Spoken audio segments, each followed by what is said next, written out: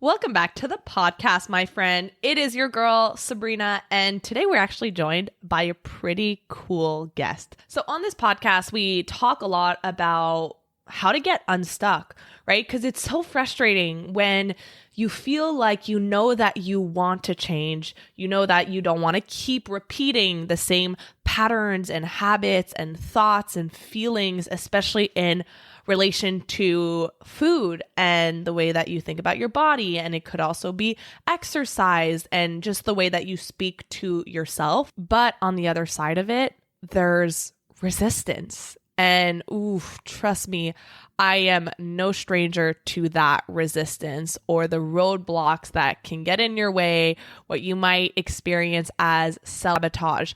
And my goal is to always offer different angles and perspectives to help you understand why that's happening and to help you understand that it's not wrong or like there's nothing broken about you if you're experiencing this, and actually you're 100% normal and you are a human. All of us experience this.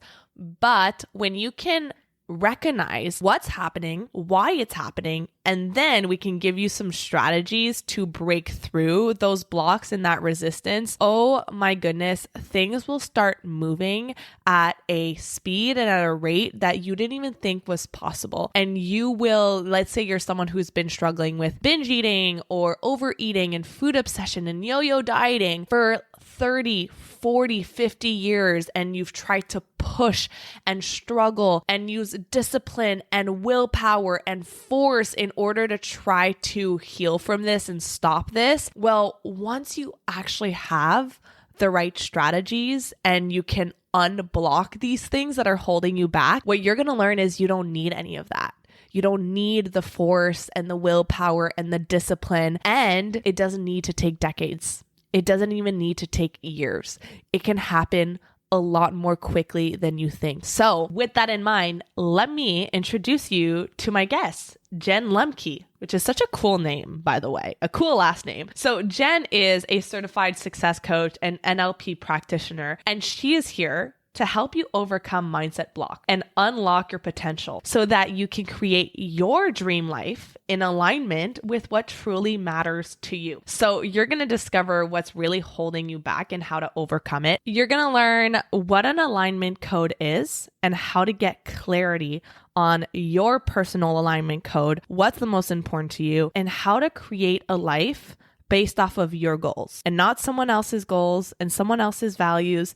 And finally, at the end of our conversation, we talk about something that can be really difficult when you're first doing this kind of work, which is how to handle uncertainty and how to let go of control.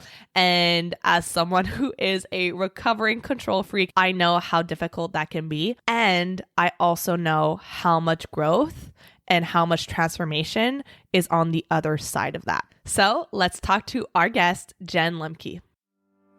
Welcome to the Live Unrestricted podcast, a show where you'll learn how to heal your relationship with food and your body so that you can focus your time and energy on more important things like your personal growth. I'm your host, Sabrina Magna, food freedom coach, and my mission is to help make your life happier and healthier without stress, overwhelm, or guilt about food. If you love the show, please do go out and share it. And if you're looking for support with your relationship with food, details about my programs are in the show notes. Thanks for spending time with me today. Now let's jump in. All right, Jen. So thank you so much for being here. I'm really excited to talk to you because I know that you've had a unique experience as an MLM coach starting off. So can you tell me more about your experience of what it was like and what you noticed as a major hurdle for your clients when you were working as a health and fitness MLM coach? Such a fun experience is I did that for 9 years, and my job was to provide them with the things that they need and give them all the tools and give them the accountability and the support and all that. And as I went through my career in that, what I noticed was that some people would get insane results and took off right out of the gate, and then other people wouldn't even open the box. And I'm like, where is the gap? What is the problem? And you go through all the things well, maybe it's me? Is it this? Is it that? But then what I realized is that there's this big, huge gap of people thinking that they can't do something, or they've got all these things that are in the way of like their mindset's in the way, or they think they can't do this, or they can't do that, or they don't have enough this, or they don't have enough that, or like they're trying to use all this willpower, and willpower only lasts for so long. And so I remember I had just had my son and I was doing like a deep dive into social media or something on like a late night breastfeeding thing. And I was searching because I was into mindset as it was, because, if you're in the network marketing space, like mindset is like the, personal development is like the thing to do. And so I was obsessed with it as it was. And then I found NLP and it was just like mindset on steroids. Mm-hmm. And I could not stop looking at it. I'm like, is this what I need to be able to bridge the gap? Because it was so interesting to me how the people, like, it was just two of the same person, but one had such different beliefs than the other person. And I'm like, I've got to be able to crack that code and see what it is that's keeping them from doing the thing. And it just unfolded as this big, huge thing where I just was like gobbling up every single possible thing I could possibly think of, and like, Googling this and Googling that and the downloads and this and then that. And I just I get so excited when I talk about it, because it's like mindset is so huge and it's just the foundation to literally everything. Mm-hmm. And it's the thing that I find that my clients don't want to work at because they want strategy. They want someone to tell them what to do. But what I found was that it has nothing to do, well, it has 20% to do with that, but 80% to do with who you're being, who you're showing up as, the thoughts that are in your head, the thoughts that you allow to stay in your head, all the stories from the past. And when you're able to unravel all these things, it's just like there's so much possibility, but so many people don't see that because they're just stuck in the story. It's so good. And the thing is that mindset doesn't sound sexy. No, it's not. It's the long game.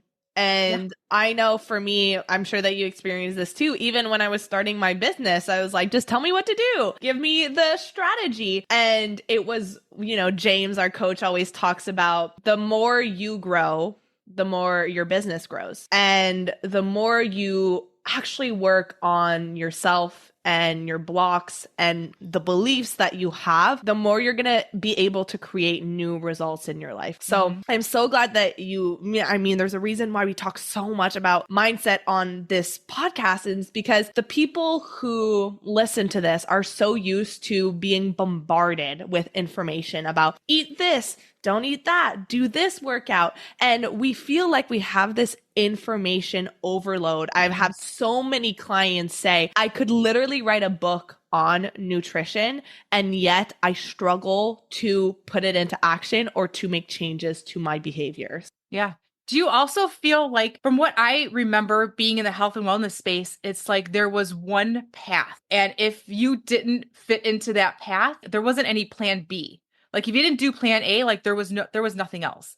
So it's almost like you had to fit into this box, and being told what to do, how to do it, how many times to do it, and all that, where if you didn't do that, you felt like I'm a failure.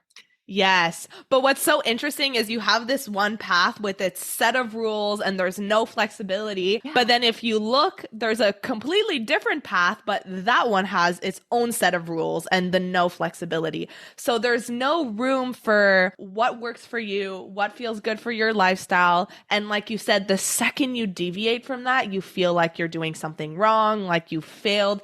And then I'm sure that the impact that will have on your psyche, and the beliefs that you develop and the way that you talk to yourself is then going to perpetuate these quote unquote mistakes and failures in your life.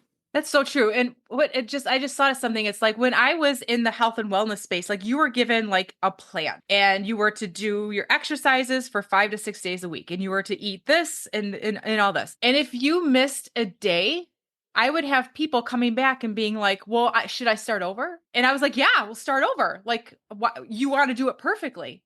But now that I'm like outside of that bubble, I'm like, well, wait a minute. What does that even mean? Like, why do you have to be so perfect? And like, for me, I'm a recovering perfectionist, and everything must be like, join the club. Oh my gosh. It's just like everything has to face front, and like, don't fall off the track. And then, but when I got out of that space, it's like the minute I like didn't work out on a Tuesday, I'm like, oh, is someone watching me? Like, yeah, is it okay? And it's like we lost that sense of intuition and knowing what's right for us, Mm. because we're so focused on what everybody else is doing and what works for other people, and forgetting like what actually works for me and what does my heart want. Mm-hmm. You know, Yeah. and it goes for not only just business, but like even with people in your industry or in your clients, it's like, what does your heart actually want? And why are you not getting it? You know, why Mm-hmm. can't you not have it? And that opens up like a whole nother can of worms, because then you've got well, why can't I do this? Why can't I do this? And it's just like learning how to stop those beliefs before they run your whole entire day.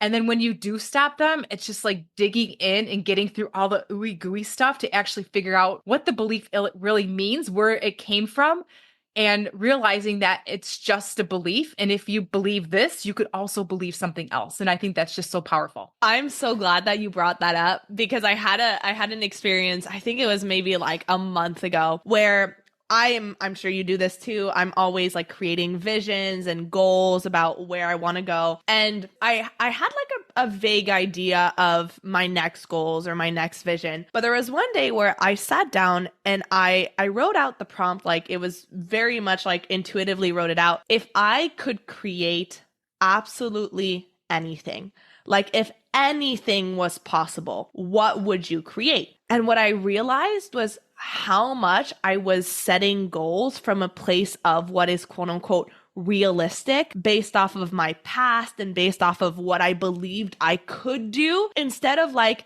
if I could create anything, like what would I create? And it was so insane how much the words started pouring out of me. And I was like, I would do this and I would do this. And then after I looked at all of this, I asked myself, like, then why isn't this possible? Like, why can't this happen? And it was really giving myself if anything was possible, what would you do? I got so much clarity when I got all of the limiting beliefs out of the way. Isn't that so funny? It's just a simple question. Mm-hmm. And it could either derail you and send you into a spiral, or it can open up so many possibilities. Mm-hmm.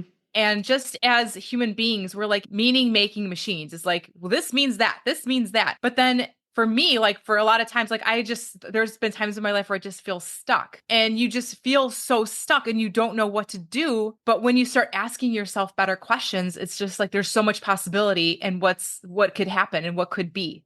Yeah. So I want to talk about something that you talk about a lot, which is an alignment code, and how having an alignment code is going to help you align your actions with who you are as a person. So can you please enlighten me on like what that is and how it shows up in someone's life and how it can help my listeners on their journey towards healing their relationship with food and their bodies? So let's say you are going to set your goals, whatever your goals are, and you start working towards these goals, and then you just feel stuck and you're like, there's so many different directions I can go.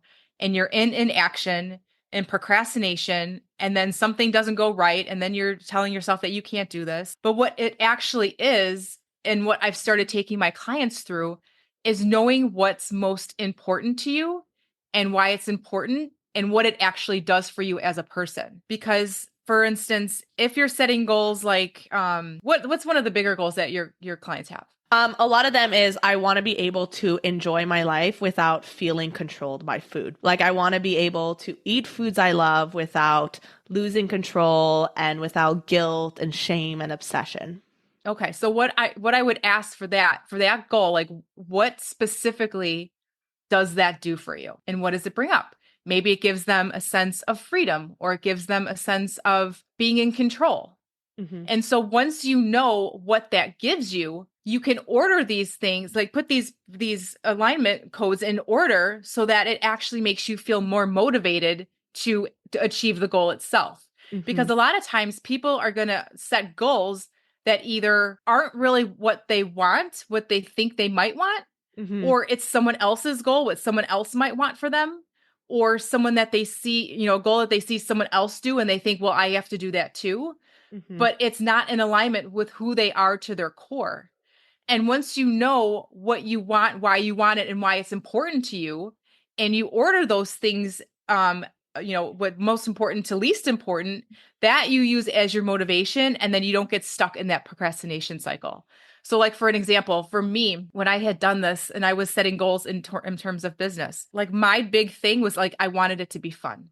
Mm. If it wasn't fun, I didn't want to do it. And how many times is your business fun? 100% of the time. It's Mm. not.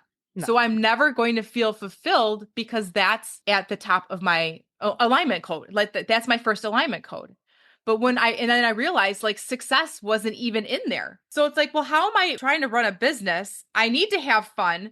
And success isn't even in my top 5 list of things that I'm working towards. It's like, no wonder things feel so hard. But when you go into grab your alignment code and then you order them, depending on what's most important to you and what that does for you as a person, you're going to feel so fulfilled, and you're not going to need any like motivation, or you're not going to need like, there's a lot of that feeling like, what's the word I'm looking for? Using determination or force, willpower, all those, power words. It's like, sure, that is great up until a point, but when that wears out, then what? And that's when Mhm. people usually fall off the rails. But what they don't realize is that they're not connecting with what's most important, why, and what it does for them. And when you connect with that, that's when the motivation lasts and you don't need to even work hard to reach your goals. Yeah. Oh, this is so good. And I was writing some things down because I have these conversations a lot with my clients or people who come into my program. And it's, these women who have been trying to lose weight their entire life, or have lost the weight and gained it back and lost the weight and gained it back. And I always say, like, you don't want the thing for the thing itself, but you want it for how you think it's going to make you feel. Mm-hmm. So when you get curious about like, okay, what do you think that weight loss is going to provide for you? Mm-hmm. It might be health, confidence, worthiness, success, right? Like you start getting clear on what you think you're going to feel once you've lost the weight. And then when I start challenging that and I'm like, okay, so let's say that you were eating in a way that feels like intuitive, you're listening to your body, you're eating healthy foods and foods that you enjoy without guilt or without overeating. If you're able to go out to eat and you're not feeling anxious and you have more energy,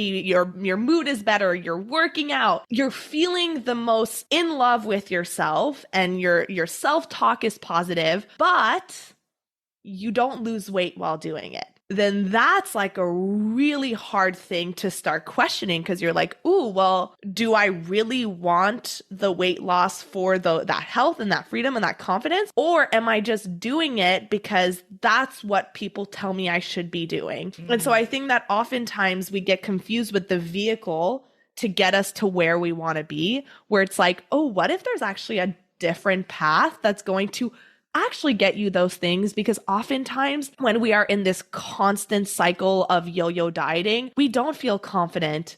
We don't feel healthy. We don't feel in love with ourselves. We feel furthest away from all those things. Yeah.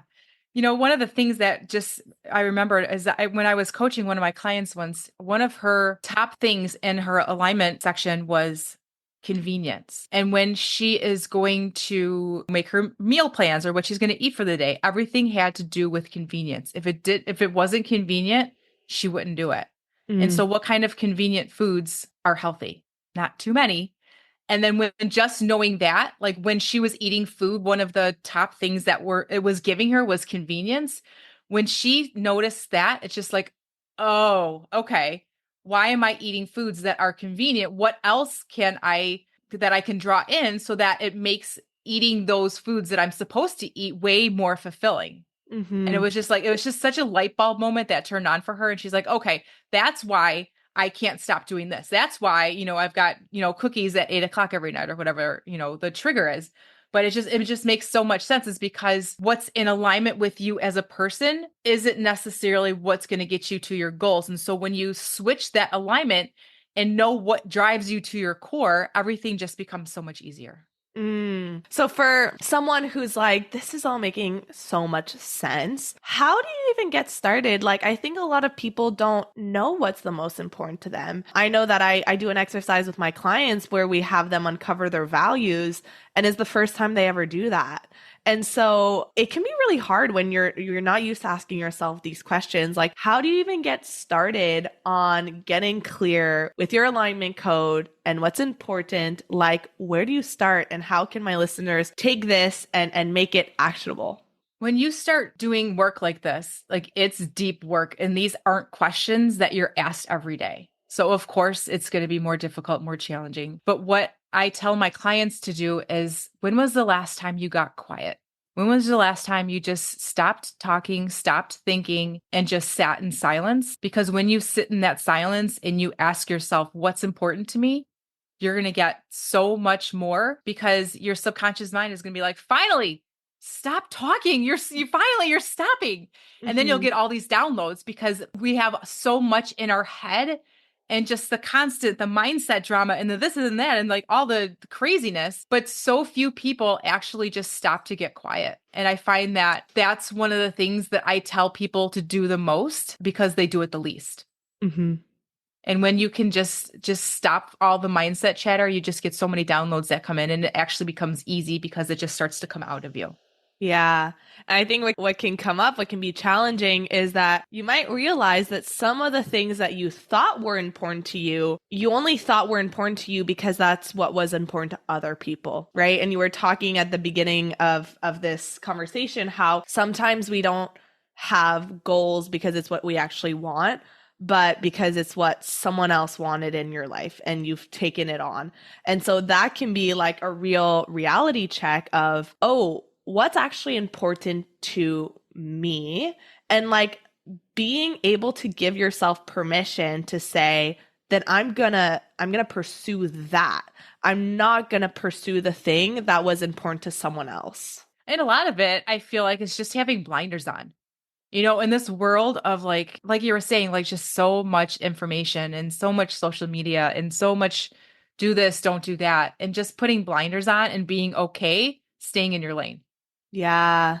I know I had an experience a few months ago where I was talking to a couple friends of mine, and they were saying how they would like to go live in Europe for a year sometime soon. And I remember right in that moment thinking, oh my God, that's so fun. Like, I should go live in Europe. And I went home and I was like, oh, I haven't even thought of that. And then I realized that happening in my mind. And I stopped and I was like, Sabrina, do you actually want to go live in Europe? Like, you've done it before. I've lived in Italy and I've lived in France. So I was like, I've done it before. And how did you experience that? And I realized like, oh, I was actually really homesick. Like, I enjoyed the experience, but I missed my home. I missed my family. I missed my friends. I missed the comfort. And I love my life here. Like, I love my job. But it was so interesting because it's so easy to see those shiny objects, to see the people getting married or moving or traveling and thinking like, that's what I should want. And we don't even question, like, would that actually make me happy based off of my life path? Yeah, I love that. And just not listening to those inner voices and being able to like have enough awareness around those thoughts that are coming up. Because one of the big things that I see with my clients is like their thoughts are just like a constant stream. Mm. And when you start doing this type of deeper inner work and like really knowing yourself from the inside out, it's like you're able to stop those thoughts off at the path, because you know it's just a thought and it's not who you are. Yeah. And then when you are so self-aware of it, then you can change it. But unless you're self-aware of it, it's just like it goes in one ear out the other. And it's just, it's just like getting out of bed on another day, and it just becomes part of your subconscious habit. Yeah. So we've talked about like the power of just being in silence. And what I really like to do, and I'm sure that you do this too, is I like to ask myself a question. Before I go into the silence, I'll ask my subconscious mind a question. I'll often do it like right before I go to bed too. If there's a question where I'm like, I really don't know what the answer is yet. So I'm just going to plant it into my mind and hope that it comes through in my sleep or tomorrow. So we've talked about asking yourself better questions and really looking at it as like, how can I get to know me better? How can I know my thoughts and my beliefs and not be afraid and not shy away from that, but just being like, I'm going to put this scientist hat and I'm going to get to know myself better. So, what are some other powerful strategies that our listeners can use to tap into their subconscious minds and to be able to know themselves better? One thing that comes to mind is around resistance, because most people, when they come up against some sort of resistance, they automatically think, this is wrong.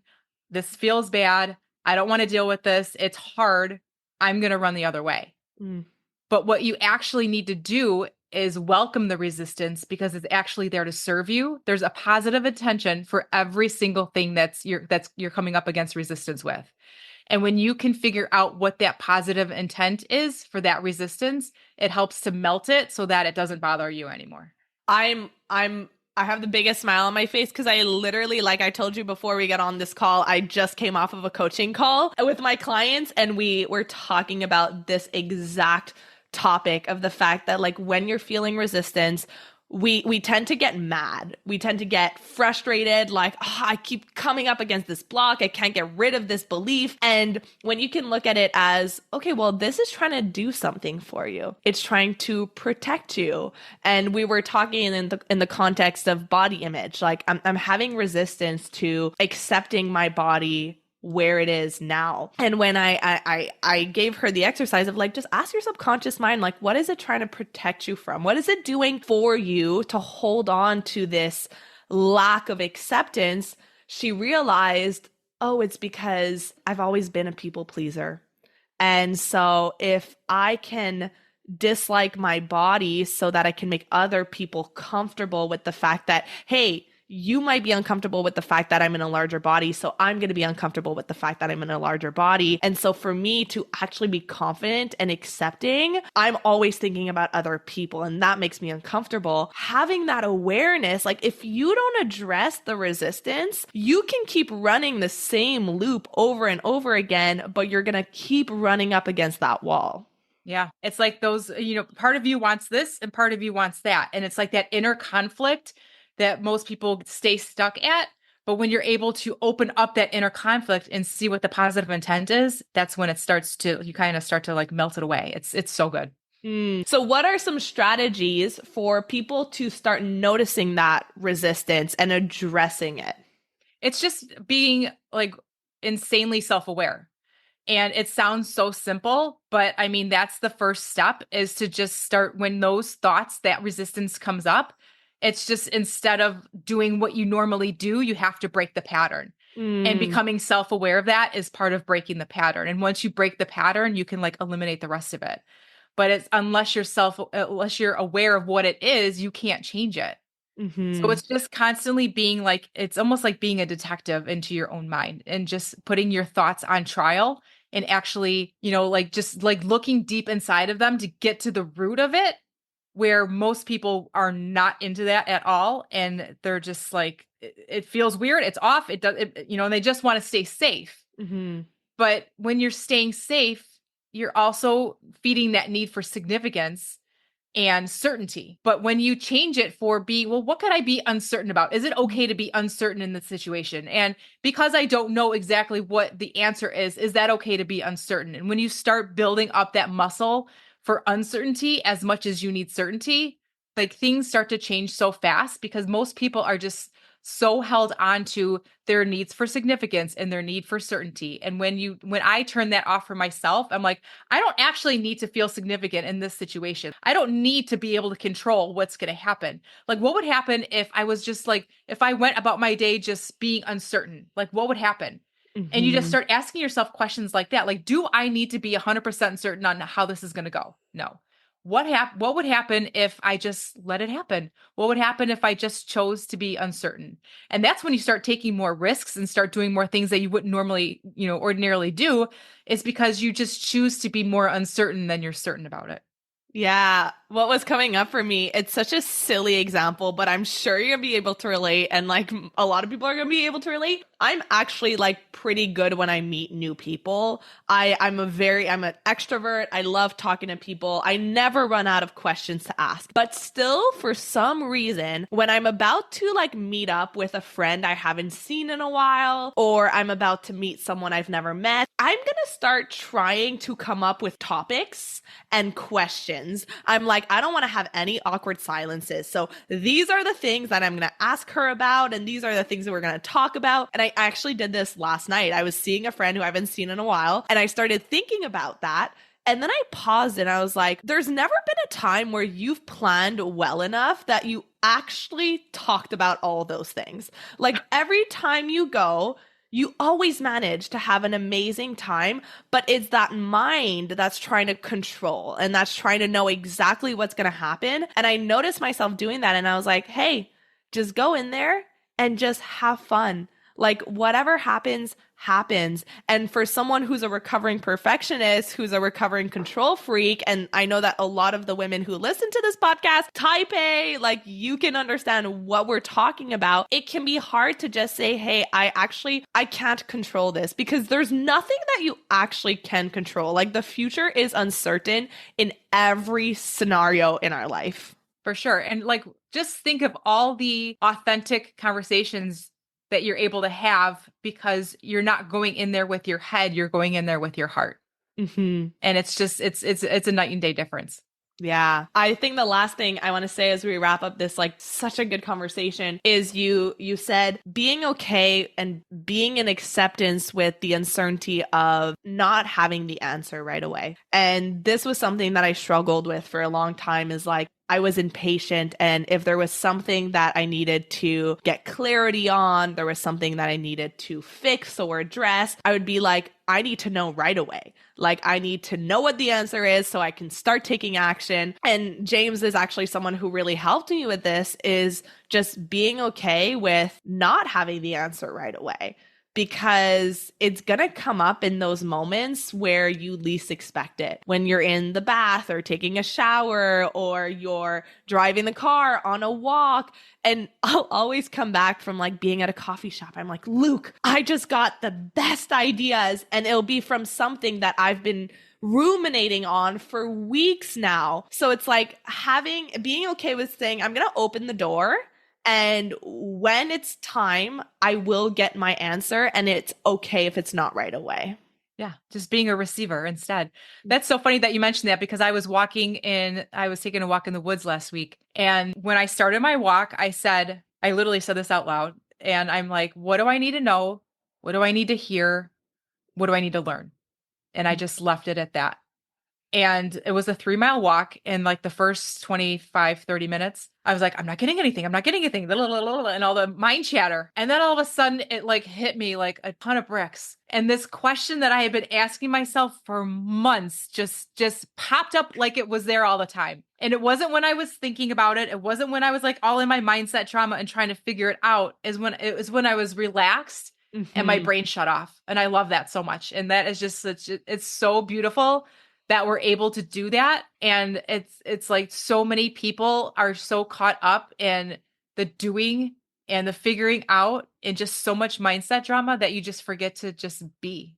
Yes. Oh, that's so good, Jen, because it's true. Like when you're trying to think your way into a solution or into an answer, you can feel it. Like I know sometimes I'll be like, okay, I'm going to journal on this. And then I'm journaling. And then I'll have to stop and be like, Sabrina, you're trying to force this. This is not how you're going to come up with the answer. And it's always when I'm allowing myself to just focus on living my life, which can be hard because we're like so much in the how do I get things done?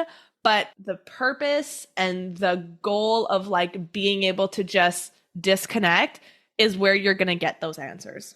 Exactly. I love that. Jen, I love you so much. And I'm so glad that you came on and we got to talk about like all these different topics that are so, so important. So for anyone who wants to connect with you, who wants to learn more about what you do, where can they find you? My hub is on Instagram at the Jen Lemke, Lemke. Amazing. So I'm going to put that in the show notes for all of you guys to see and connect with her. Jen, thank you so much for being here. Any final words of wisdom for our listeners for them to like grasp on and walk away from this episode with?